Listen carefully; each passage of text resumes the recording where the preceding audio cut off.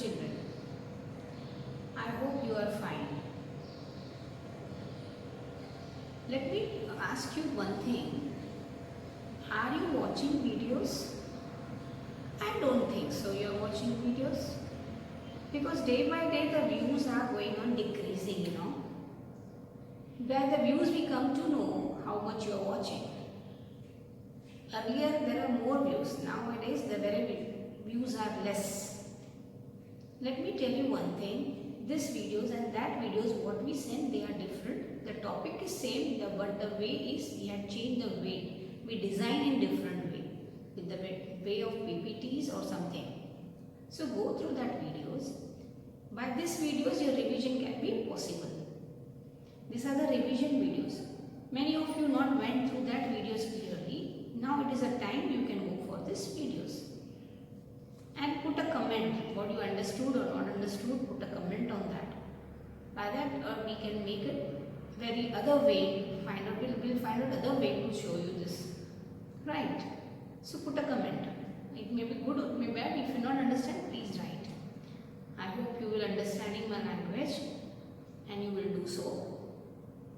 Okay, I am going to start with the second chapter of history, that is New Kings and Kingdoms.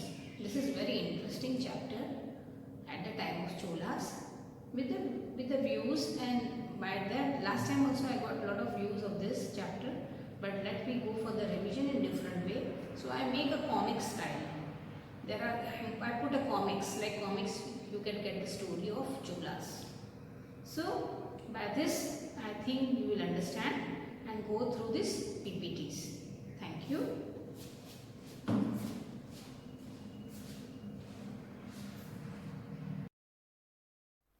Let's begin with this chapter, New Kings and Kingdom, and our topic is the emerge of new dynasty. Before that I would like to tell you, go through the map what is given on page number 16. I will appreciate when you open your textbook when you are watching videos. Please do it so. The emergence of new dynasties, where we can see in this map, you can find many new dynasties emerge after 7th century. This map shows the major ruling dynasties in different part of the Indian subcontinent between 600 to 1200 AD. You can find here Chamannas, Gujari Pratiharas. You can find Rashtrakutas, Cholas, Cheras, Pandyas. You will find so many. In Palas also, you can find here Palas also. So Rashtrakutas, it's come in Maharashtra and some part of the Gujarat, and Chamannas are nothing but the Rajputs, the Chauhans. They come in this in Rajasthan and Uttar Pradesh dynasty areas. So you can see this map. By this map you can understand this is where this new emerged dynasties came, right? Then we will talk about some important things with the help of points.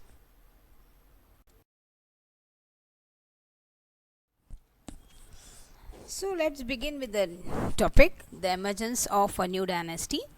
Landlord and the warrior chiefs were acknowledged as a Samantas by existing king. They acknowledge means they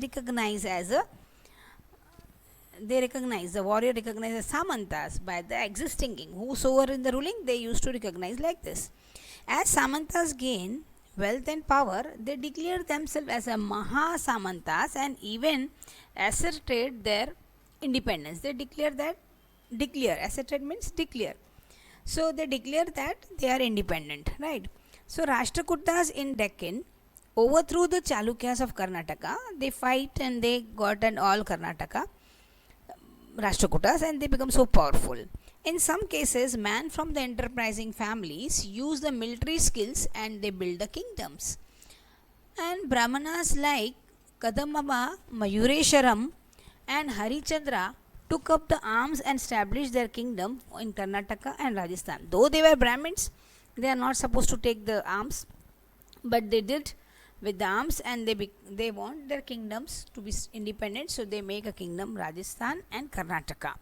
So like this you can find the new emergencies, or you will find the new dynasties are introduced.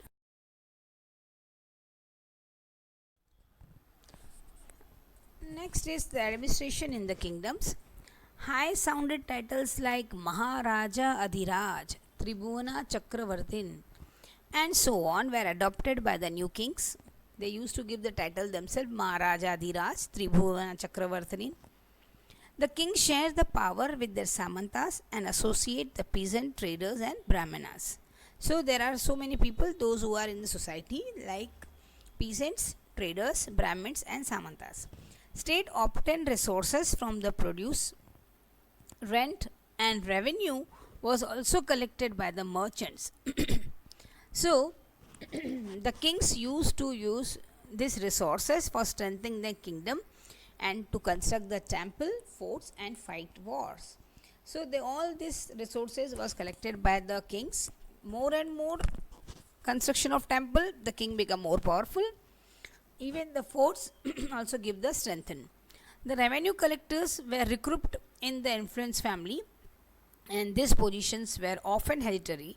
So recruit means appointed, where the revenue collectors, those who going to collect the revenues from the kings, they are appointed, but mostly they are from the families, those who are often hereditary. Suppose your father is a what you call income tax officer, so you will be also income tax officer, same, though you have qualified or not, that is different.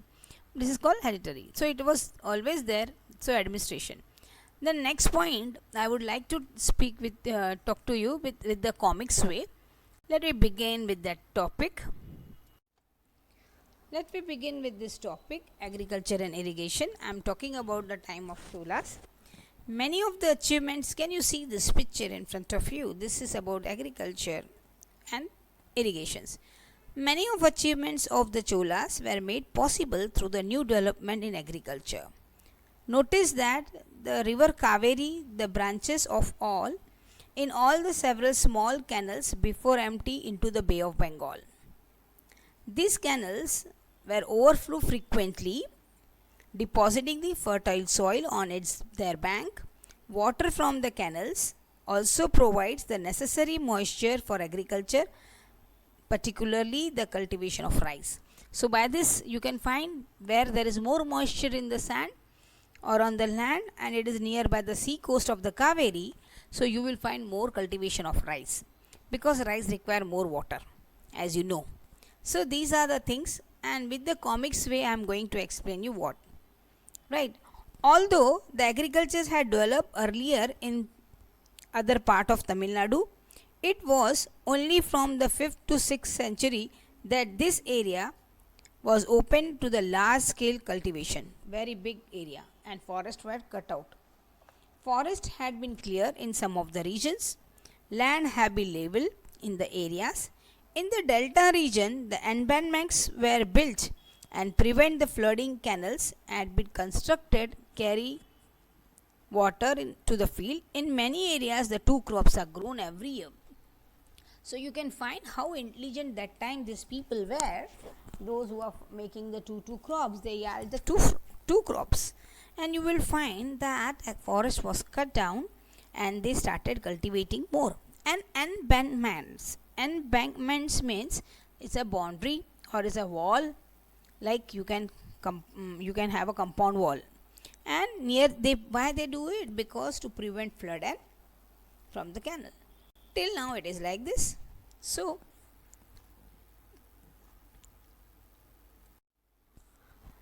in many cases it is necessary to water crops artificially. A variety of methods were used for irrigation,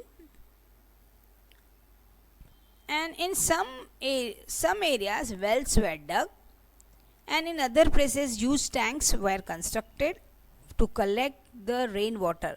Can you imagine that time they were collecting the rainwater?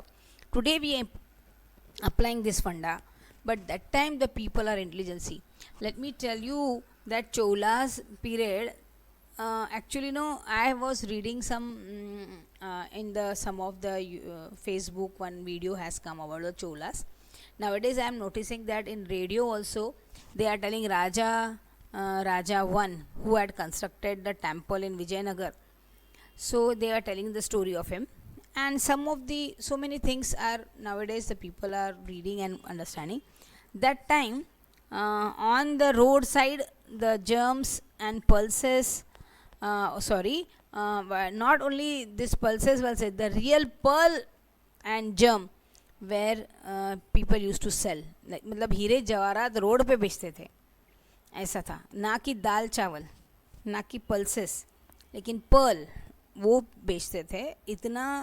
इतनी economy अच्छी थी जब के time पे, right. May be population is less, so many things are there we don't want to see, but only we have to understand how the history was and how now we have to compare relevant these things. Okay, now please see this comics like style, how I am talking about from Ujjavur to Tanjavur, that topic, from Ujjavur to Tanjavur. How did the Cholas gave rise to power, right? So what? A minor chiefly family known as Muttureyaya held power in the Kaveri Delta, and their subordinate to be a Pallavas of the Kanchipuram. Vijayalaya, who belonged to the ancient chiefly family to the Cholas from Ujjavur, captured the delta from Mutteraya in the middle of the 19th century. He built a town Tanjavur and the temple of goddess Nishubudavani there. You can find this one. How did they become powerful? Somebody is telling. Why? Because you can see this arrows by this. A minor chief family. It was a minor chief family. How he become a powerful? They captured Pallavas king from Kanchipuram. They were subordinate of Pallavas king. This Cholas were subordinate of Pallavas king, and they captured in the ancient from the family, and Cholas from Ujjavur. They were from Ujjavur, and this captured from Pallavas. So, and they built one beautiful temple, that is Nisubudani there.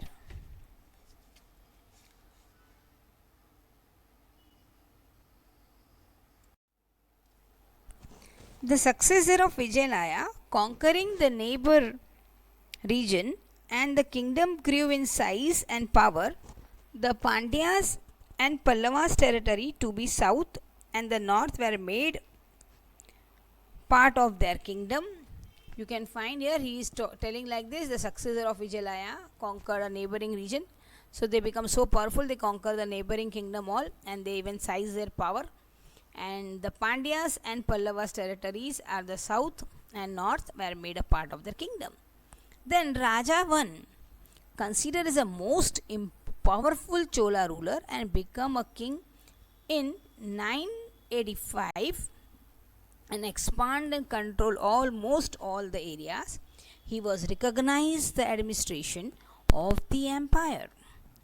Raja's son Rajendra I continued the policy and even raided the Ganga Valley, Sri Lanka and country in Southeast Asia, developing navy for their expedition. So this Raja was very strong king. I am telling you that I had seen is somewhat nowadays in history is repeat like this. Let me tell you a story of 7th century where the Rashtrakutas came into existence. By the 7th century, there are the big landlords or a warrior chief in a different region of the subcontinent.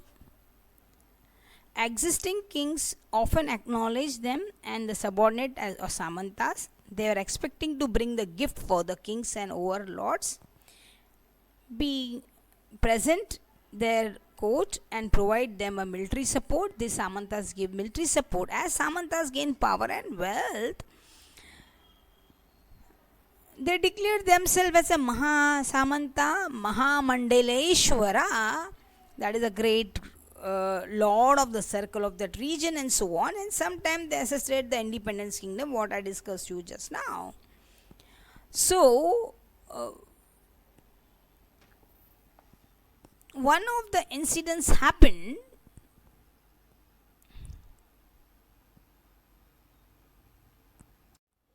So, one of the incidents happened that Rashtrakutas in Deccan initially were the subordinate of Chalukyas of Karnataka. In mid-8th century, Danti Durga, the Rashtrakuta chief, overthrew the Chalukya and overlord and perform a ritual called as Hiranagarba, that is literally golden womb. I think so. Last year also we studied. When this ritual was performed with the help of Brahmins, it was thought that to lead a rebirth or a sacrifice as the Kshatriyas, even if he is not one of my birth. So you can find such the people were discussing. He is not by the birth Kshatriya, but he himself make him by the fighting, or he make a rituals performance with Brahmins. So he become. This is the incidents happen, and the Rashtrakutas become powerful, especially Danti Durga, who first put foundation of the Rashtrakuta kingdom.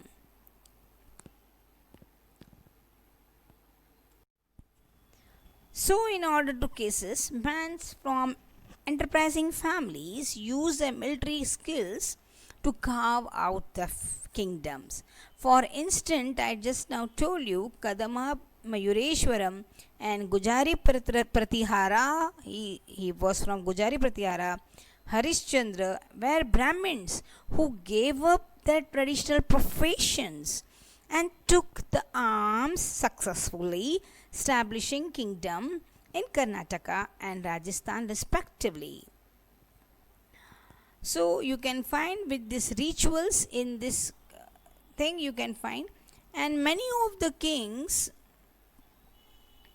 adopted high sound titles like Maharaja Adhiraj, that is a great king, overlord kings, Tribhura Chakravarti, and the three world of, and so in spite of their claims, and they often to be showered the power their samantas, as well as associate the peasant traders and Brahmins.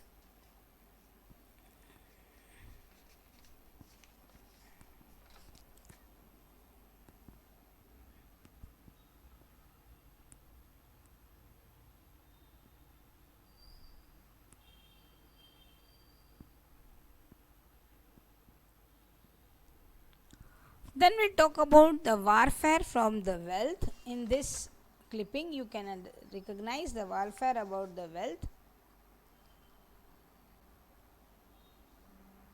Although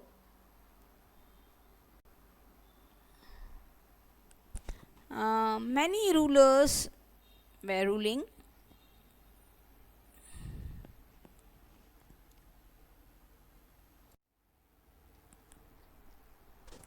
although every ruler dynasty was based on specific region, it also tried to control other areas because they want in coming to power.